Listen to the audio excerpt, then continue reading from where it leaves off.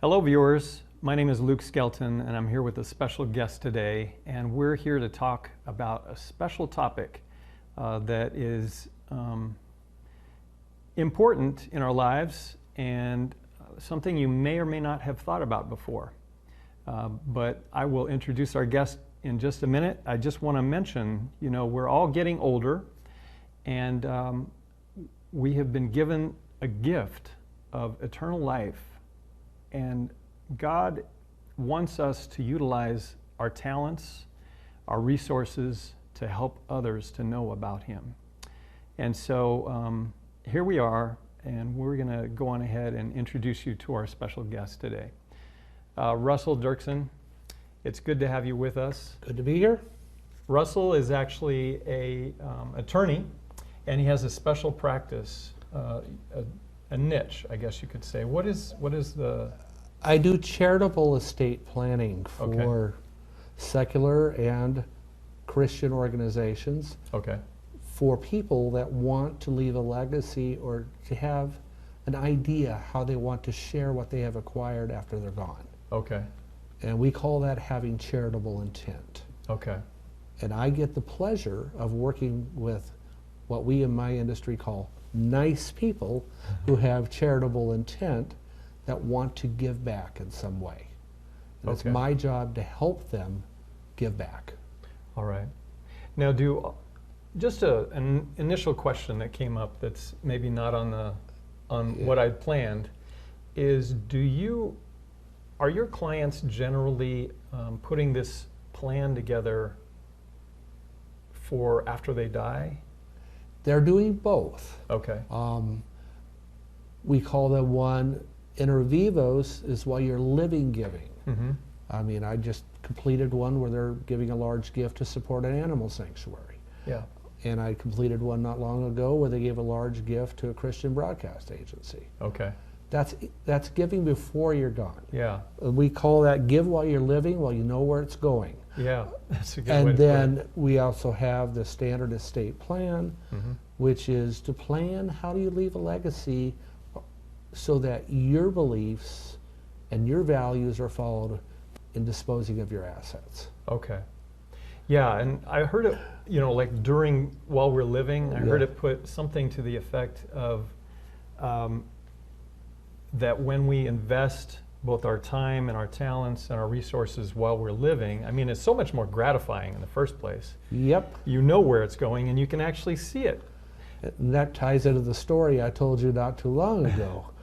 I had a client once who became a millionaire by inheritance, and he went to clean bathrooms at charities just so he could see what was in the heart of those charities, so he could know where it was going. Yeah.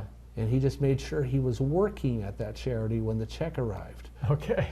Because he got the fun of hearing the screams and the hollers and the shouts, but they didn't know it was him and his wife. Oh, well, that's beautiful. And, I really feel like that's God's plan. He wants us to invest while we're living. Yep. Not to just leave stuff behind, but, both are important. They are, yeah, because we're not guaranteed tomorrow. And if we live until we're adults, then we're going to have accumulated some resources, whether it be homes or vehicles or bank accounts that ultimately can go a different direction based on how much or if we planned ahead. Exactly. So let me just ask you a basic question. And what would happen if I didn't have a plan and I died tomorrow? We had, and just to briefly mention, I mean, I have some really good friends that just tragically were in a fatal car accident. I mean, something could happen to us tomorrow, and if we don't have plans, then what happens? What happens with our resources? Well, if you were in my office, I'd reach over my shoulder and point at a big row of blue books. Okay. The Arizona Revised Statutes. The state of Arizona has a plan for intestate succession. But the state of Arizona does not consider the people that have charitable intent. None of that charitable intent matters if the state of Arizona writes your will. Okay. And so who writes the will if I don't have one? That's intestate succession from those blue books. Okay, so it's the state that writes It's what the legislature has written for all of us, unless we write our own. Okay. So in other words, it's pretty much guaranteed, especially if we have intent to give to a charity, that it's not going to go there. Absolutely, 100% guaranteed. If you don't do a plan, the charity is not going to benefit. Okay. So it is important for sure. Absolutely. So when you say estate plan, what does that mean for our viewers that may not be familiar with that term? Estate plan is your instructions for what happens when you're gone. Okay. That can be a trust, that can be a beneficiary deed, that can be beneficiary designations, that can be a will, that can be a power of appointment.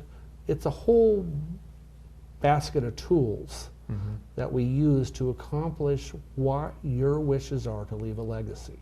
Okay. So the main instruments, as I understand it, I'll call it an instrument, maybe that's not a good thing to use, but the ones I'm familiar with are a will or a trust.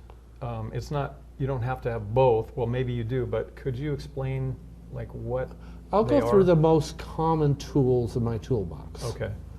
I have powers of attorney, which are useful while you're living to help accomplish your wishes if you're not able to do those. And we have health cares of attorney for health care, for mental health, for finances, but those are effective during your life. Okay. They are very useful tools. Another tool we use are beneficiary designations. You can do that on your house. On my death, I leave my house 25% to Good News TV, 25% to the Maricopa County Community Foundation, and 50% to Tom, Dick, and Harry. Okay. You can do that, and it works automatically on your death. The person takes a death certificate to motor vehicles, for cars, to the bank for financial accounts, to record the death certificate with the county on a house. It's self-executing one step, simple. If you plan ahead and do beneficiary designations, that works well. What happens with Tom and Dick don't get along, and they both own the house? That's when we have to think about other tools in the toolbox, which brings us to a will, which is a set of instructions, but nothing's happened. And if someone passes away, then we have to carry out those instructions. And if there's more than $100,000 in the estate, that involves some cumbersome work in courts, and that's what we call an informal probate or a formal probate. They cost a lot of money. We want to do a summary probate, which we have done in an afternoon, but we get there by doing instructions on our assets. Okay. And then we have the trust, and that's for a more complex situation. The one I just did for the animals, they had kids overseas, property in 5 different states. They had intellectual property. He was an author, and we had to get all that in one place. We named one person in charge because 2 of the kids couldn't get along, so we named the 3rd one who got along with everybody. And that 3rd person is going to liquidate everything and distribute to the charities, distribute to the kids. But that was a very complex process. You work your way up the scale from something that can be done for $300 or $400 to someone we're starting at $3,000 or $4,000. Okay. So just to review this toolbox and the parts of the toolbox that you just went over, which is quite a bit of them, can you review again briefly a power of attorney? That again is for when you're living. And while you're living, absolutely. Kinds. That is, well, a power of attorney is only valid while you are alive. Okay. There are 3 major flavors of the power of attorney. And you need all flavors? I mean, not necessarily. Okay. Not necessarily. The first flavor is your healthcare power of attorney. Every person should have that. Okay. And that's where you're saying, if I'm medically unable to make a decision for me, for yourself, who makes those decisions? Okay. Is it your spouse? Is it your brother? Is it your kids? Is it your best friend? Who makes those decisions? Sure. Who has the authority? you don't go into any hospital for any procedure, they're going to really press you to provide that. So they have those instructions of who they need to talk to. So that's a medical power of attorney. Medical power of attorney. Okay, so that's the first flavor. The second flavor is used a little bit less often, but quite frequently. And those are your financial powers of attorney. There's two varieties of that. One takes effect immediately when you sign it. The other takes effect when two doctors say you need help with your money. Okay. But a power of attorney, once in place, that person has the ability to take all your money and go to Rio, as I say to my clients. You really got to have a level of trust. You need to trust whoever you're assigning. Giving it to. And the third one is one that I only do about 5 or 10% of the time, and that's where my client feels like there's a medical history of mental issues. Okay. Because on a medical power of attorney, they can't commit you to an inpatient care against your will. And the mental health power of attorney allows a person to say, if I become to the point where I'm not making good rational decisions, I appoint my husband to put me into a care home. Okay, gotcha. And so associated with the second flavor you mentioned, the financial, what happens if you don't have a financial power of attorney? So you're in a situation, you're unable to manage your money, bills have to get paid, or you have maybe you're in the mortgage payment, or you can't manage it, and mortgage payment has to be made, insurance decisions have to be made. If you're in the hospital because you were hit in a bad motor vehicle accident, who makes the decisions on dealing with the insurance company? Yeah. If you don't have that and those decisions have to be made, you're going to have to ask a judge to appoint somebody. And that's called a conservatorship. And those can get real expensive real fast. Right now in Maricopa County, they're starting those at around $3,000. And I imagine it's I mean, if I'm the individual who is no longer able to pay the bills, for myself, and I didn't set up a financial power of attorney, then this situation wouldn't necessarily be the representative I would have chosen. Right. It would be whoever. Traditionally, it's the spouse or the family that petitions the court to appoint them. But it's very onerous requirements, bonds, insurance bonds, having court visitors, having doctors. Like I said, we're starting at 3 and going up from there. Okay.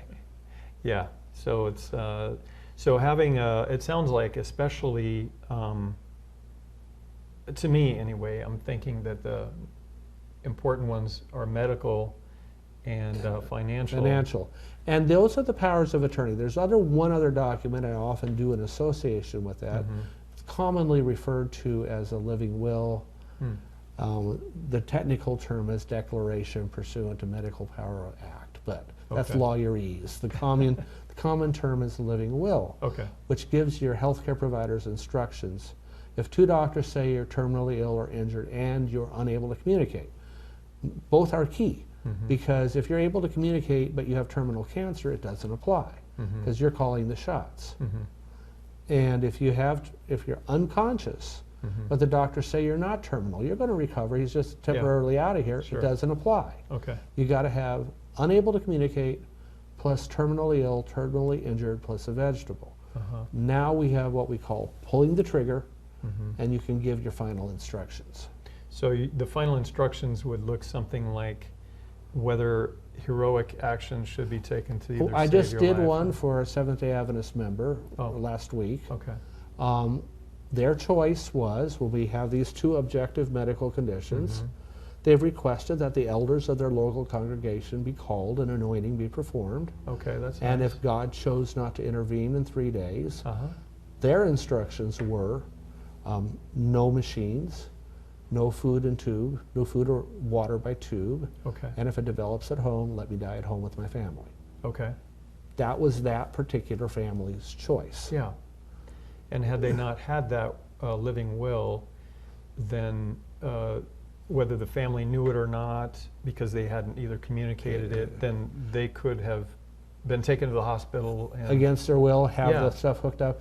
In Arizona, healthcare providers are very aware of the law, and they're always looking for it because they want the instructions. I work very closely with a number of healthcare providers. Actually, I live with one, but they very much, as do I. as they very much want those instructions. Yeah, absolutely. Important to know. Okay, so we've talked about powers of attorney, we've talked about a living will, and you mentioned in your toolbox the concept of a will or a trust. And one more in my toolbox that I'm more. really excited about, which is the lowest cost one now, which we just got in the state about 5-6 years ago. All right. It's called beneficiary designation and beneficiary deeds. If your family gets along, like most of my clients are nice people, their family gets along. So we do a beneficiary deed saying, my house at 123 Blackacre on our death, husband and wife, goes Tom gets a third, Susie gets a third, and Good News gets a GNTV third. gets a third, or the charity gets a third. I see lots of those. Sure. And then basically, when mom and dad are gone, Tom and Susie record the death certificate, and they sell the property, and most times the charity says, Tom and Susie, you run the show, and whatever you decide we'll agree with you on. Sure. Makes sense. And then they sign off, and Tom and Susie have to do all the footwork and basically list it for sale and whatever, and they agree. And typically the charity has to sign off, yes, we agree with Tom and Susie, but I've yet to see a charity disagree with Tom and Susie. Yeah, it wouldn't make sense. Absolutely. So what is that called again? That's a beneficiary on a deed. We call it a beneficiary deed on real property. On motor, so like on a home? On a home, any piece of real property that you have a real deed. estate. Then if you have a motor vehicle or anything with a title, that's called a beneficiary designation. You can do the same thing with anything with a title. And then at your bank, you can do the same thing with any financial account by completing the beneficiary designations at the financial institution. Okay. That's a much, then our will says, let's use the same example of Tom, Susie, and the charity. Their will would say, I give everything 1/3 to Tom, 1/3 to Susie, and 1/3 to charity, and Susie's in charge. Our goal is to have everything with the beneficiary so we don't have to use the will, but the will is there just in case we need to. Yeah. Maybe for the for the cases when something was purchased since the will was established. Or my classic case, I had a guy had everything in place. He actually had a trust, but he had a will of Tom, Susie, and charity, and he won the lottery. Okay. And he died 10 days later. Oh my. And we had $1 million lottery winnings to administer. Okay. And that went through probate. That went through probate, but Tom got a third, Susie got a third, and the charity got a third. Probably because the will existed. Existed, which saying Tom, Susie, and the charity. Yeah, that makes sense. Now, that's why we call it a plan. It's not just one document. We make sure all the pieces are in place. Okay. And then there's, so that's the will. What's the difference then between a will and a trust? A will is a set of instructions. That's it. Okay. A will is nothing without a probate. Okay. A trust is the same set of instructions. I call it, you're creating a gunny sack, and you're putting everything you own. I mean, if I had in my office, I'd have a whole bunch of pens there. Okay. Everything you own goes into this gunny sack, and there's a set of instructions on it. Okay. And when you die, the person in charge says, okay, Tom gets a third, Susie gets a third, charity gets a third, and off they go. But that's for a much more complex thing, like if Tom and Susie don't get along, or we got parcels of property in 6 different states, or crazy assets like intellectual property, or copyrights, or... Yeah. So you're saying that that's more appropriate than for a trust? Yeah, when we got property in more than one state, we always do a trust. Okay. So now there's, I guess, a cost associated with a will or a trust. Right. And just so you understand, when I work with charities, I sit on the board of the Arizona Community Foundation, and I represent probably 30 or 40 charities statewide. I have a niche practice. I have a list price, so if a normal person walks in, wanting a trust, that's what it goes. If it's a Yeah. charitable, if I have a relationship with that charity, Uh-huh. I will discount it. So let me just give you a trust, for example. Sure. If a person walks in for a trust to my office in Chino Valley, I'm going to quote them anywhere from $2,000 to $4,000. Okay. If they're affiliated with a charity, whether it's the Arizona Community Foundation, Good News TV, the Arizona Baptist Foundation, or wherever, Yeah. I will flat off the top give them a 25% discount. In the case of some charities, I give them more. Uh-huh. Okay. Because they have charitable intent, they're working with the charity, Yeah. I know I'm willing to Okay. work as part of my giving to work with that charity. Okay. And just to let our viewers know, if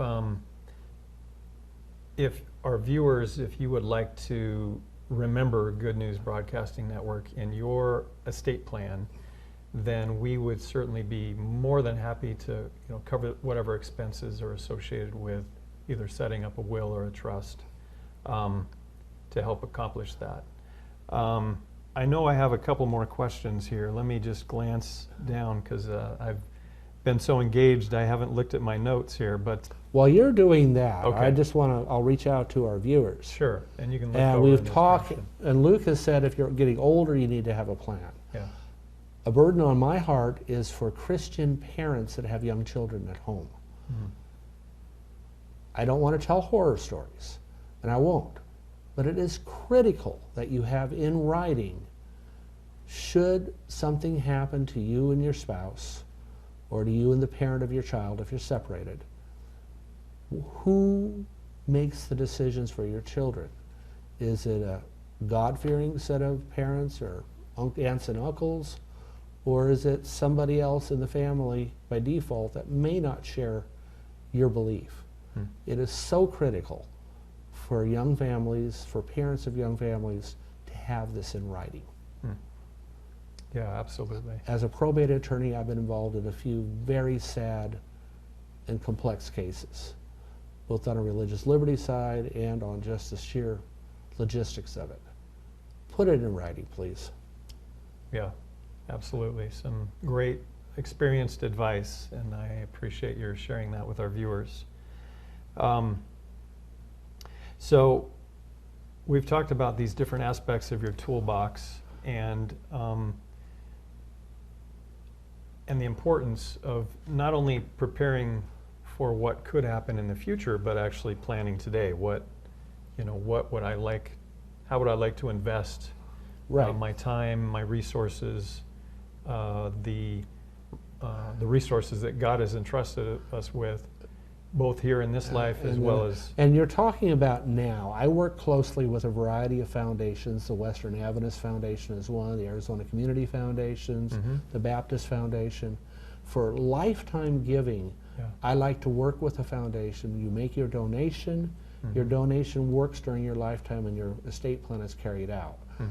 I mean, if you have a lifetime plan, I will be working with a foundation, whichever works best for you, to accomplish that. Okay, that's perfect.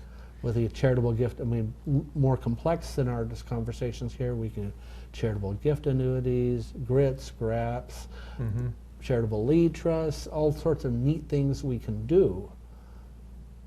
But the issue is you need to have your own charitable plan, pray about it, and then we need to implement whatever God has put on your heart. Okay. One thought that I've heard, and I understand that the word probate just seems like It's a scary word. It's a scary word, and so could you kind of share a little bit about? I think did you mention summary probate? Or? Okay, I'll try to put it in a simple analogy. Yeah. You use the word automobile. Okay. There's lots of gradients of care from a Yugo all the ways up to a Rolls Royce. Yeah. Probate is the same generic term as automobile. What kind you get affects the price. Yeah. If you have your plan in place, Like a will or a trust. will or a trust or your beneficiary designations, Okay. and everything has instructions on it, and the stuff without instructions is under a certain financial limit, it varies from year to year, you're doing a summary probate, and you're done in an afternoon. Okay. The next And the step cost is probably maybe $200-300, very minimal. Okay. When you get into the next level up, that's an informal probate. Doesn't require court supervision, but there's lots of hoops you have to jump through. Mm-hmm. I just opened 3 of those in the last month, and we're looking between $2,000 and $5,000 for those. And that's for the easy one. I have a formal probate where the kid... Well, the informal, like, when does that happen? That when does it happen? we can file for informal probate as soon as 7 days after a death. Uh-huh. And But that I guess what I mean is, when would it be applicable? You know, that if you have you have assets over that limit. Right now, it's right around 100,000. okay. Everybody gets along. We have either a will or all the kids are in agreement. Uh-huh. But there's nothing. We got assets, maybe a house and a couple $100,000 in bank accounts, Mm-hmm. and there's no instructions other than the will. Yeah. We have to use the court system, and that's an informal probate. Okay. Now, the one that really causes hair to curl Uh-huh. and terror is the word formal probate. Huh.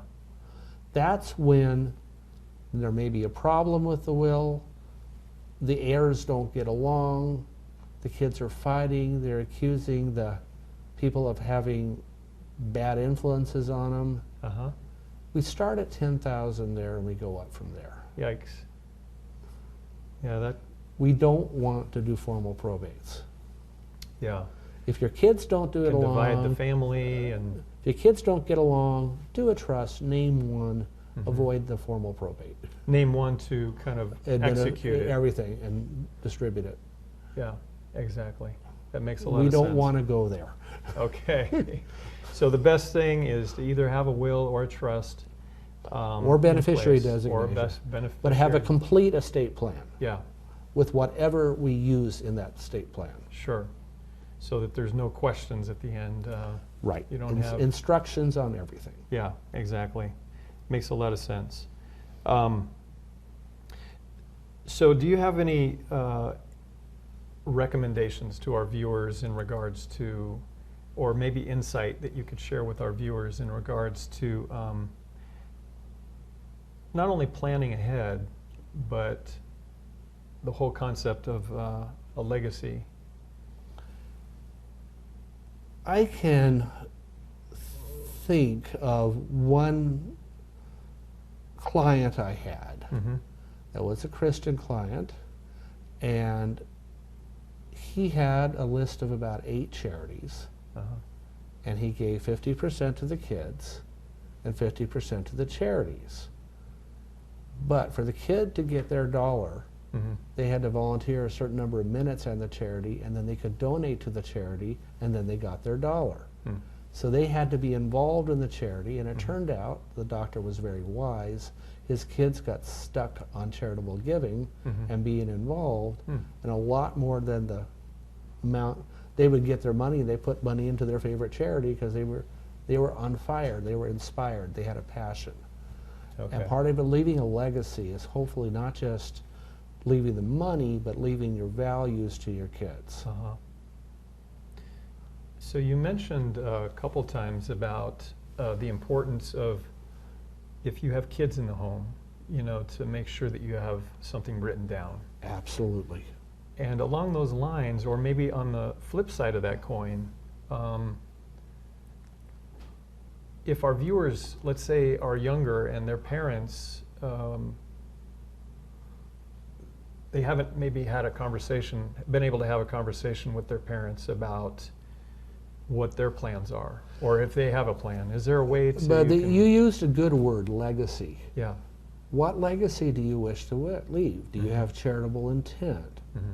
Let's use Tom and Susie are good friends again. Yeah. If Tom and Susie would approach their parents, what do you want to have done? Mm-hmm. You're leaving this amount of money to the donkeys. Mm-hmm. Do you want it for feed? Do you want it for Uh-huh. TAC? Or do you want it for long-term endowment? Uh-huh. Those are questions. They're not telling mom and dad you're not going to leave a third, Yeah. but getting more details Mhm. on how do you want that third used. Exactly. Or in the case of a donation to Good News TV, I would hope that your viewers would talk, okay, do you want it for new physical places to broadcast from? Do you want it for in-studio work? Sure. Do you want it for publicity? I always ask those questions when I have somebody leaving charity. I try to drill down a little bit further. And it's a good conversation starter. Are you leaving money to charity? Give us some guidance as to how you want us to see it spent. Makes sense. Makes sense. That's some wise counsel, and I appreciate your... Another one, if the parent is getting on before their dementia, have the discussion, especially in a blended family, mom and dad, if you need to move in somewhere and you're not able to talk to us then, which one of us do you want to move in with? I'm thinking of a fact pattern that decision wasn't made with tragic consequences. And they could have had that discussion a couple of years before. Okay. Didn't have the conversation, and and that's why I put that information in my powers of attorney. If I have to move in somewhere, it's going to be with, sorry Tom, it's going to be with Susie. Okay. So if our viewers want to contribute to Good News Broadcasting Network, I would like to give them the invitation to call us to connect them with you. Is that okay? That's right. For charities all over the state, I do generally I get the referral from the charity. And then I set up a Zoom meeting or a telephonic conference, or I travel a lot. So they don't have to travel up to Chino Valley to see you? I serve the entire state, and probably 3/4 of our clients are outside of Yavapai County. Okay, I just happen to like to live there. And I can do that. Yeah, especially with new technology. And the issue phone is, calls and we set it up many times. The charity will actually arrange for the notary and the signing. Once we've done the work, we'll deliver the client the documents. And they say, well, we don't have a notary. Well, many times our charity says, we can solve that problem. Yeah, that's great. Well, Russell, I want to just thank you so much for being with us and sharing a bit of your insight, quite a bit of your insight about the concept of estate planning and leaving a legacy. Yeah, I think that's a correct term. It's not doing a will or a trust. It's the big picture of leaving a legacy and having a plan. Okay. As my dad told me once, failing to plan is planning to fail. Yeah, and we certainly don't want to do that. Yep. Well, viewers, I hope that this has been helpful to you, and I want to encourage you to reach out to us here at Good News Broadcasting Network to ask questions. And if you have questions that you want to connect with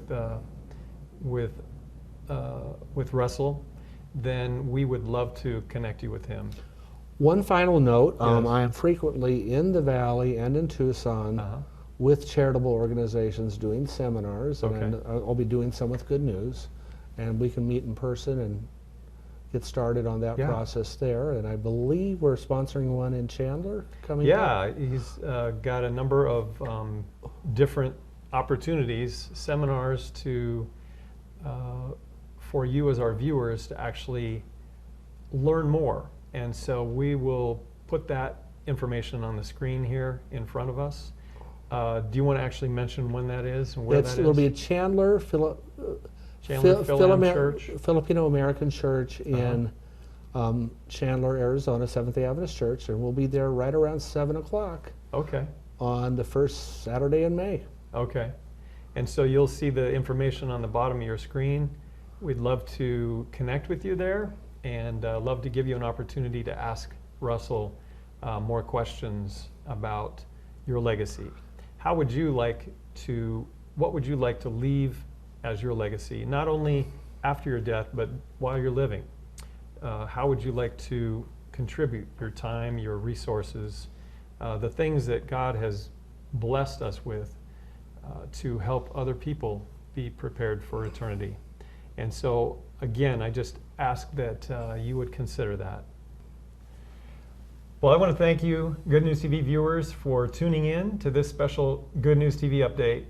We hope that this has been a blessing. I want to just praise the Lord for Russell coming in and spending some time with us to help us learn how we can leave a legacy, both in this life as well as if we end up dying before Jesus' return.